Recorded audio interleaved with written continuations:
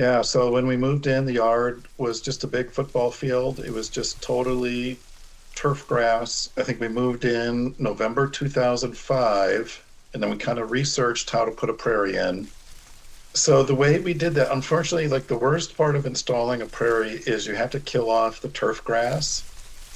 So there's one funny story about that, which is the most exhausting part of this whole thing is you have to get rid of all that dead grass. And then I thought, I'm just gonna, instead of like taking a wheelbarrow around and like creating a huge pile of grass somewhere, I'm just gonna burn these piles of grass. And I How did it called my go? friend who does prairie burning. This is my friend Andy.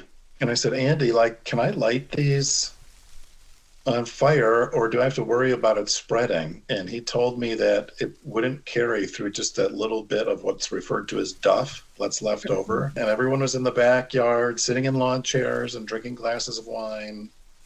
And we lit one of these on fire, and then this ring of fire started emanating out. It was just going to keep spreading and start every pile on fire. And we started running around. I was in flip flops. Uncle John was in dress shoes, and we ran around trying to stomp that fire out. And everywhere we did, we would like turn around, and a new ring of fire would start expanding. And then eventually, like we panicked and we yelled, and people ran buckets of water out.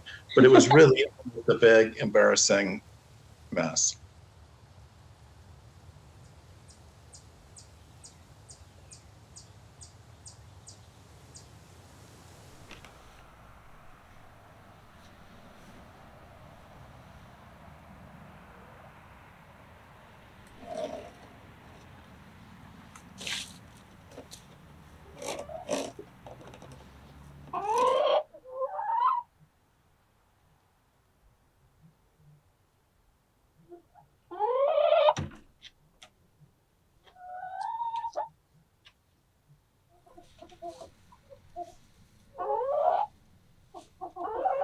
The first year, every year different seeds take hold. So the first year we had like almost nothing except brown-eyed Susan, thousands and thousands of brown-eyed Susan.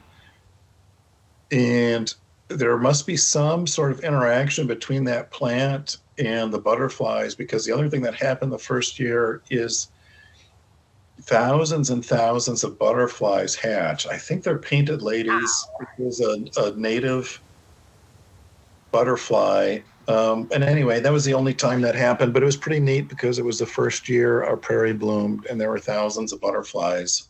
I mean, ecologically, it supports native insects, which supports native birds and native wildlife. It also sequesters an amazing amount of greenhouse gases. It puts carbon into the ground at a depth of like up to 12 feet. So, like the prairie root system is absolutely prolific.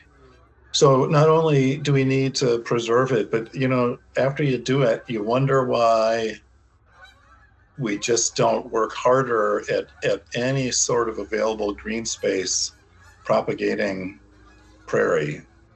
We like to use grass because we can just mow it and it's one way to manage it, but we should be using native prairie much more. And sometimes now you do see it along highways. They're planting it under solar farms.